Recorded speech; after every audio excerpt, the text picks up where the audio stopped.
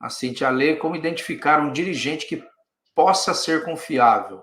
Alguma forma de reconhecer a história e egrégora?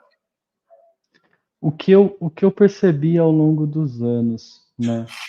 Como eu passei por muitos locais e teve locais que foram bem difíceis, assim, que eu tive peias muito intensas e que, como eu percebo que eu sou médium há muito tempo e eu conheço os espíritos e tenho contato há muito tempo, eu chegava no ambiente e eu falava, vai dar ruim. Aí o que eu fazia? Me protegia, só que lógico, dava um momento que a minha proteção já não era mais tão intensa e eu acabava também tendo essa experiência. Eu também não estava ali à toa, né? Não quero me diferenciar e achar que eu sou melhor nem nada do tipo. O que eu percebi eu gosto de dirigentes que têm um conhecimento vasto sobre espiritualidade e que saibam lidar com energia, ou seja, que eles sejam reikianos ou terapeutas prânicos ou qualquer coisa nesse sentido, sabe, magnopatas e mão de luz ou qualquer coisa, porque esse trabalho é fundamental se a pessoa estiver num processo muito intenso.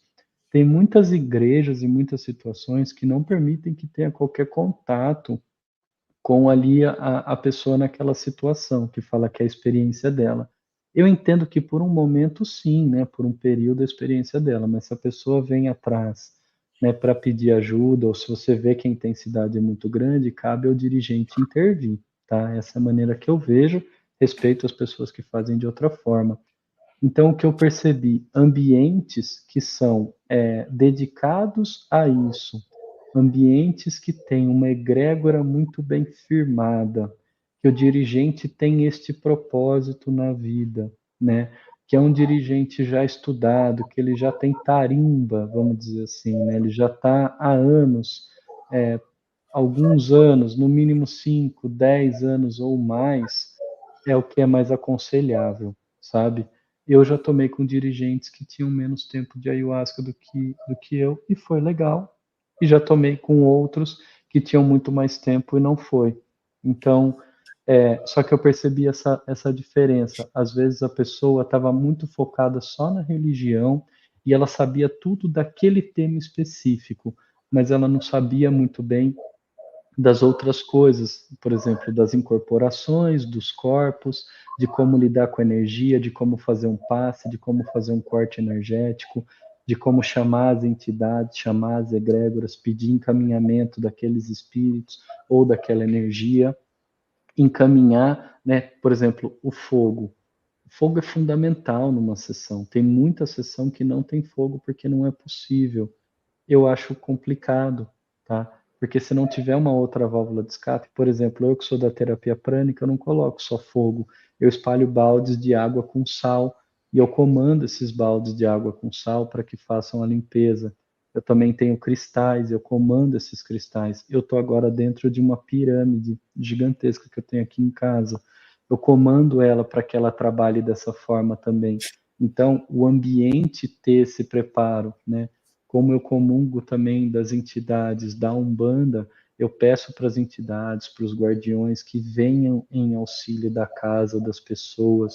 Quando eu vejo que o ambiente está modificando, eu capto essas energias, eu não deixo elas disponíveis no ambiente por muito tempo. Eu capto essas energias e já transmuto para o fogo, já coloco na água com sal, eu já peço um encaminhamento. Então, você perceber, sabe, investigar hoje em dia com YouTube, Instagram e tudo mais, você ir lá no perfil da casa, conversar com pessoas, vai te dar uma base para você conseguir se sentir mais seguro, porque tem pessoas fantásticas, tem casas fantásticas, sabe, que associam às vezes até outras religiões com a consagração e que funciona muito bem, sabe? Tem coisas que trabalham hinduísmo, tipo teorias do Vedanta junto com a ayahuasca, tem outros que dentro da Umbanda tem coisas muito sérias, trabalhos muito sérios de pessoas que dedicam a vida a isso. Então eu colocaria esse filtro, estuda, vai com calma. Alguém te convidou na quinta para você ir no sábado? Pensa direito, talvez não dê nem o tempo da sua preparação ainda. Sabe, vai ter a cada 15 dias nos locais, uma vez por mês, sabe? Então, assim, não precisa se esperou tanto tempo, se prepara, sabe? Vai bem, investiga onde você está indo, porque muda a sua vida e pode mudar de uma maneira ruim, sabe? Não tem muitos casos de pessoas morrerem por ingestão de ayahuasca, mas existem alguns casos. Não tem muitos casos da pessoa ficar surtada o resto da vida por ingestão de ayahuasca, mas existem alguns casos. Então é muito importante fazer essa anamnese do lugar. Porque quando a gente vai num lugar, eles vão fazer uma anamnese nossa. Eles têm que saber, por legislação, se eu estou tomando um remédio, se eu sou viciado em alguma coisa, se eu tenho, né, alguma condição que não me permita, por exemplo, pessoas que têm questões com o coração, assim, durante o processo, não a planta em si, mas durante o processo, você pode ter uma aceleração, você pode ter várias coisas que A acontecem. própria ansiedade causa isso, né? A ansiedade, entende? Então, assim, é interessante você ir com calma, sabe? Ver se o remédio é compatível, que eu estava falando antes. Existe um tipo de crise, eu não sei se o termo correto é crise, tá? Mas assim, existe uma coisa que acontece com os remédios tarja preta e às vezes outros, até antibióticos, e a nossa serotonina. Existe um tipo de situação que pode ocorrer e isso aumentar demais e causar problemas no nosso corpo e tal, em como o corpo vai lidar. Então, assim, é muito importante olhar com calma, ver, sabe, conversar. Se seu médico ainda é um pouco atrasado nisso, procura um outro também de confiança, vai conversar, conversa com pessoas que já consagraram. Então, assim, pega um feedback, né? Hoje em dia a gente até para comprar ali no Mercado Livre, seja onde for, a gente vai ver estrelinhas e vai ver se presta, né? Num ritual, ainda mais. Num trabalho, ainda mais. Porque, assim, muitos trabalhos são pagos com valores muito altos, né? Porque às vezes tem um custo muito alto, às vezes não. Virou uma fonte de renda para muitas pessoas. Então, assim, tem gente que faz toda semana, né? E eu acho um pouco complicado certas coisas, sabe? O processo da ayahuasca, ele é muito intenso. Então, assim, eu entendo que tem dirigentes que consagram uma dose menor e que às vezes a experiência com ele já está num outro aspecto. Então, é possível, às vezes, ele tomar toda semana ou a cada 15 dias. Eu respeito, eu conheço, eu entendo.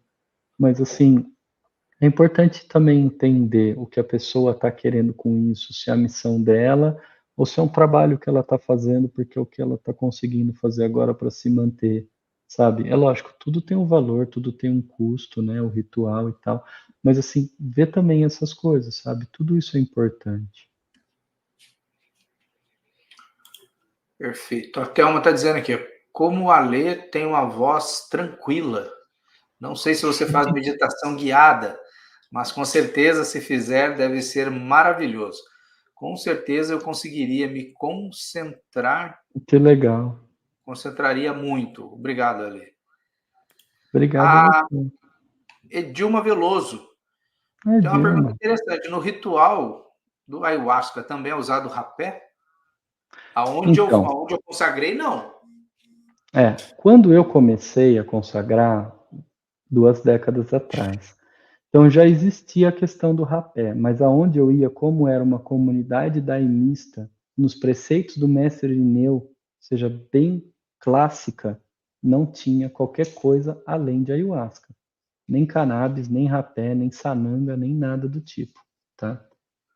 Eu fui consagrar ayahuasca com rapé com os indígenas na Amazônia. Então, inicialmente foi ministrado o rapé pelo xamã, para depois a gente ir para o processo. Quando eu faço rituais, eu só trabalho com ayahuasca. Eu acho que tem uma coisa muito importante que é a seguinte: mistura de egrégoras, tá? As egrégoras não são as mesmas, tá? Isso por experiência própria, cada um tem tem a sua, na minha experiência. As egrégoras que trabalham na ayahuasca e trabalham no rapé, desculpa, gente, eu estou mexendo por causa da Kira, tá? Não são as mesmas. Então, assim, tem toda uma situação que ocorre. Eu acho que o rapé também é sagrado, são diversas plantas, tem muitos tipos de rapé, é uma medicina, tem toda uma situação que dá para trabalhar com o rapé. O que eu vejo que tem uma condição na nossa sociedade moderna que o rapé, às vezes, é utilizado de uma maneira não equilibrada pelas pessoas. E, lógico, eu não estou falando num ritual, mas eu estou falando de pessoas que são adictas de alguma outra maneira, cocainômanos ou coisas do tipo, entende? E, às vezes, o rapé também é associado. Então, às vezes, num ritual, a pessoa está lá, vamos dizer assim, ela foi consagrar ayahuasca por um vício em cocaína. E aí você ministra um rapé. Eu entendo que é totalmente outra coisa, tá? Eu não estou comparando rapé com cocaína, não tem nada a ver. Mas entende que é um processo que está associado a uma condição que ela repete há muito tempo, e que tem ali uma condição mental, epigenética, de observação daquilo, de como o seu corpo vai interpretar, que também tem toda uma questão da egrégora associada. Então, assim, nos rituais que eu vou e que eu ministro, não tem qualquer outra planta de poder além da ayahuasca. Em muitos tem e ocorre tudo bem e é fantástico. Em outros, por relatos até mediúnicos, de clarividência, a gente vê que tem uma possibilidade de outros seres acessarem através dessa conexão dessas outras plantas. Então, eu acho que é importante ainda mais estar com um dirigente que tenha total controle, percepção e conhecimento dessas medicinas e não fazer um uso que não é recreativo, mas como se fosse, porque, sei lá, no ritual do amigo lá é ayahuasca, ele cobra X reais. No outro é ayahuasca, rapé e sananga e ele cobra o dobro de X reais ou tal. Não iria nessa, tá? Sim, tem rituais que sim, mas eu olharia com muita cautela e iria em locais ainda mais recomendados e com uma pessoa que tivesse pleno conhecimento e controle disso, porque eu vejo associações que podem ser interessantes e podem proporcionar uma cura fantástica, mas é mais uma porta, mais uma abertura. Então precisa, eu acho que ter uma responsabilidade ainda maior, sabe? É isso que eu vejo. Não sou contra, pelo contrário, é algo, uma planta, são plantas de poder diversas, né? Rapé tem mais de 100 tipos de rapé, né? Mas assim, eu não associo simplesmente porque eu, em experiência própria, percebi que quando eu associo outras coisas, eu não sei direito o que está ali me ajudando e me auxiliando. Então, eu prefiro que, por exemplo, na ingestão seja uma ingestão. Na questão energética, se a pessoa depois vai fazer um reiki ou uma terapia prânica, eu não vejo diferença. É uma mesma energia sendo trabalhada, né? Mas eu acho que isso é de cada um, sabe? Essa é só a minha experiência, não é uma verdade absoluta, pelo contrário, é só o olhar que eu tenho hoje também. Daqui a algum tempo eu posso modificar ele, né? Claro, claro.